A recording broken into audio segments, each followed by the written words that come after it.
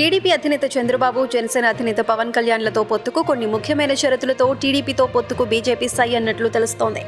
ప్రస్తుతం చంద్రబాబు పరిస్థితి చూస్తుంటే ముఖ్యమంత్రి వైఎస్ జగన్మోహన్ రెడ్డిని సింగిల్ గా ఎదుర్కోలేరు. అలాగని బీజేపీతో పొత్తు పెట్టుకోవాలని చూస్తుంటే వాళ్లు పెడుతున్న కండిషన్లు భయంకరంగా ఉన్నాయట. చంద్రబాబు బలహీనతను వాళ్లు ఎంత అలుసుగా తీసుకున్నారో చూస్తుంటే చంద్రబాబు బీజేపీ వాళ్లను ఏమీ అనలేరు.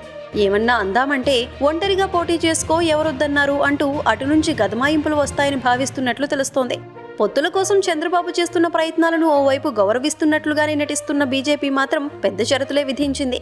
ఇందులో భాగంగా చంద్రబాబు, పవన్ కళ్యాణ్ ఇద్దరూ ఎమ్మెల్యేలుగా కాకుండా కేవలం ఎంపీలుగా పోటీ చేయాలని చెప్పినట్లు తెలుస్తోంది. అంటే వాళ్ళిద్దరూ లోక్సభకు వెళ్లాలని, అసెంబ్లీ బాధ్యత మాత్రం బీజేపీ చూసుకుంటుందని ఖరాఖండిగా చెప్పినట్లు తెలుస్తోంది.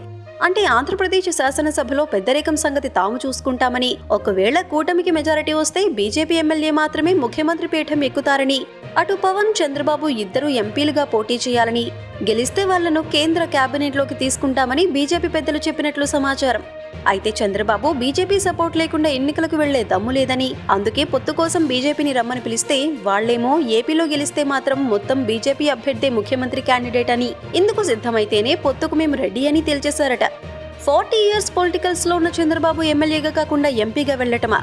ప్రధానులను తయారు చేసిన తాను పాలిటిక్స్ లో తనకన్నా జూనియర్ అయిన మోదీ దగ్గర మంత్రిగా చేయటమా? ఈ ఊహలే చంద్రబాబుకు చాలా అవమానకరంగా ఉన్నాయి. బీజేపీ పెట్టిన కండిషన్ని కాదంటే అసలు ఎన్నికలకు పోయే పరిస్థితి లేదు. ఏం చేయాలో తెలియని పరిస్థితిలో చంద్రబాబు ఉన్నట్లు సమాచారం.